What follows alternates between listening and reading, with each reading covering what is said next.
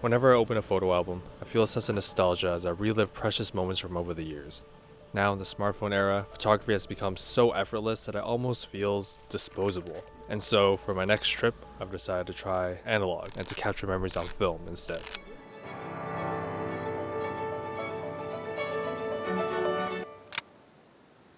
I went to Hawaii with my girlfriend Jen, starting on the island of Oahu. Immediately after landing, I got myself a disposable Fuji camera so I could start capturing moments from this trip. For months leading up to this trip, I was looking forward to seeing everything from the mountains to the beaches. I was definitely looking forward to all the eating too. All in all, I couldn't wait to experience what the island had to offer. And I think you could tell I was super excited for this trip. Look at it. It's so beautiful.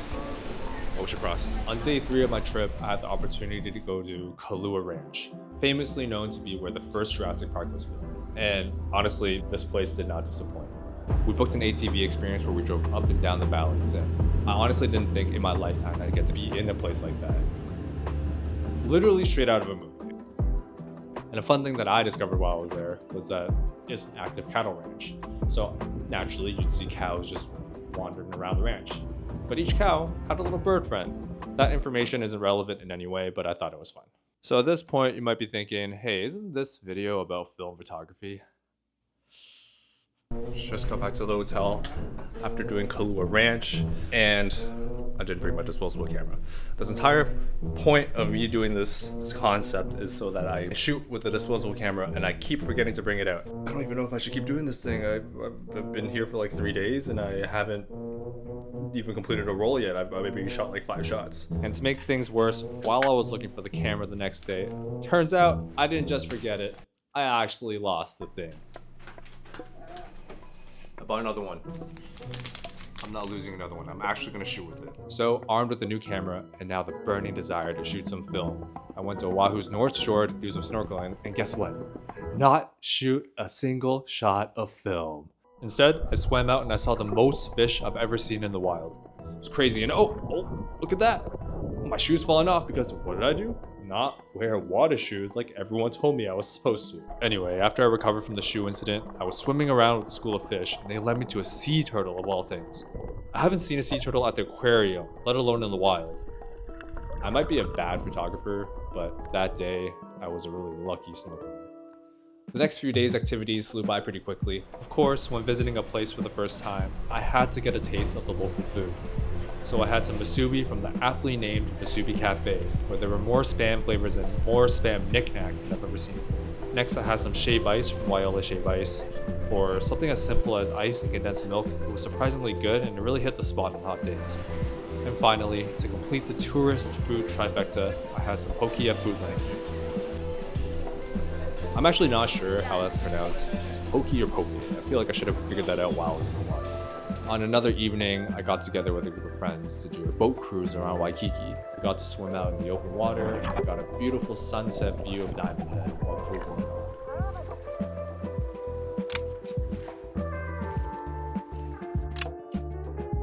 Then finally came the event that we went to Hawaii for, to attend the wedding ceremony of our friends Christine and Ryan. I don't have a lot of footage from this day because I wanted to be present and not be filming the entire time. But I did manage to get a few shots out with my film camera. The few film photos that I did take can't do the day justice, but I'm happy that I brought it out and got a few shots out of it. Congratulations to the newlyweds, and thank you again for having Jen and I. So at this point, I was done my first roll of film, and I was heading over to Maui to start the second leg of my Hawaii trip. I just want to pause here and take a second to reflect on what I learned from that first abysmal roll of film. Number 1, I learned that digital photography way more convenient than shooting film. Like, I'm gonna have my phone on me at all times. I'm gonna be able to take my phone out and snap some pictures. Maybe this is just my inexperience in handling multiple cameras. Like, I have my phone, I also have my mirrorless camera. To add another camera on top of that, maybe choose my limit. Number 2, wear your sunscreen.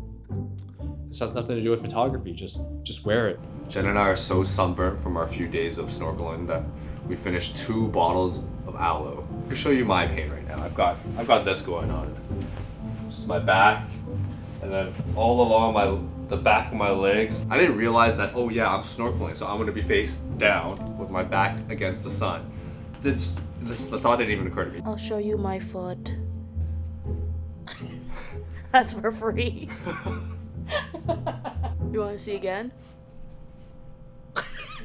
It's annoying to have to apply sunscreen all the time, but it's also even more annoying to deal with a persistent sunburn.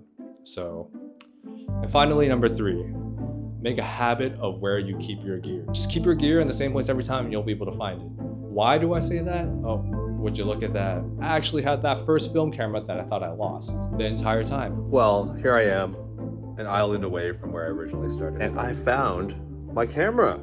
I found it. It's been in my bag the entire time, right here in this side pocket.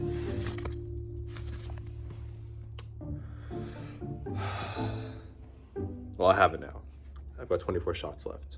This whole situation with losing my disposable camera was really annoying, but I guess it all worked out because it saved me from having to buy another camera for the second part of my trip. Anyway, now we're in Maui.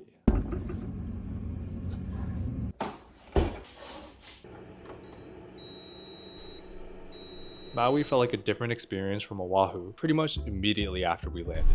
Jen, myself, and the newlyweds rented a place in Kihei, and it was way less busy than where we were staying in Waikiki. The place we rented was across the street from the beach, and we pretty much had the entire stretch of shore all to ourselves. There was no one else around, and I couldn't help but make full use of the situation. I got beach ready for this trip, and I wanted some photos to remember it by.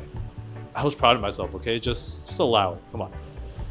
So while I was embarrassing myself in public, we saw something drift onto shore in the distance.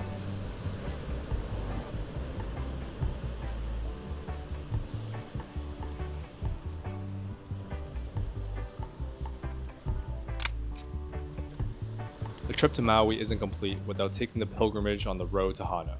For those who don't know, the road to Hana is a winding jungle road all along the northern part of Maui. It's best known for the stunning landscapes spread all along the road, along with the one-lane bridges and many waterfalls that you encounter along the way. We spent the entire day on the road there and saw a bunch of cool stuff, but here are the highlights. I thought I'd have my cinematic travel vlogger moment, but it just doesn't look as cool when I do it, so I think I'll just leave that stuff to the pros. The road to Hana is also well known for its roadside vendors, so we got some food and some snacks along the way. Since the road is all along the northern side of the island, we got to stop by a few beaches. Some hidden, some not, but all of them picturesque. It was on these beaches where we found out how much our friends like taking seaside naps. Hana itself wasn't anything crazy, but we've heard over and over again that this was more of a journey and not destination kind of trip, and I'd have to agree. Some years ago, my sister went to Hawaii and she came back with photos of this incredible mountain view with this sea of clouds. And since seeing that photo, I wanted to see that for myself one day. Due to my poor planning though, I didn't realize that we needed reservations to go see the view during sunrise when it's most beautiful. So we had to settle to go during sunset, which admittedly is not as nice, but still left us with some options. So we went to Mount Haleakala the day before we left Hawaii, and pretty much from the get-go, it was tough. The weather forecast for the area was really rainy and cloudy and just gloomy overall. I was honestly a little worried because this was our one and only chance to see Haleakala, and the next day we'd be leaving. Oh my god, it's actually way worse now. What the? It'll be worth it. It'll be worth it. It'll be worth it. It'll be worth it. It wasn't until we drove high enough and we actually broke through the clouds, that's when my anxiety finally cleared. As soon as we got high enough, we were greeted by clouds as far as we could see. Better yet, it became more and more colorful as the sun dipped closer to the horizon.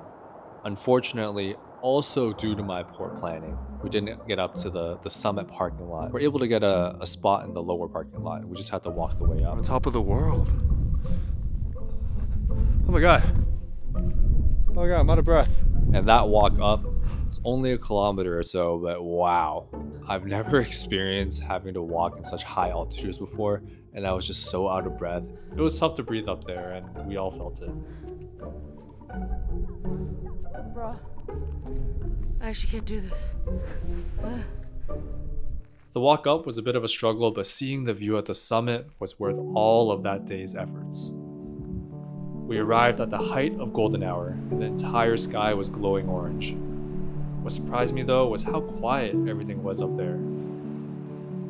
It was like we were in our own world.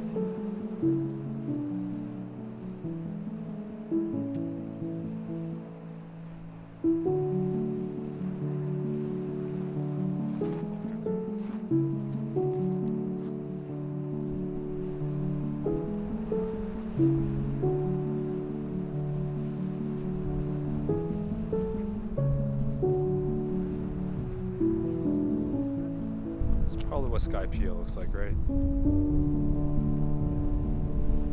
I remember walking back to the car and thinking those few moments of sunset were the best part of my trip. And that's it. It took me a while to get my film developed, and even while reviewing my shots a month later, I felt nostalgic looking at my prints. Admittedly though, most of my shots didn't turn out the way I thought they would, but I guess that's the nature of shooting film. It's funny how a cheap, disposable camera can capture so many invaluable moments like this.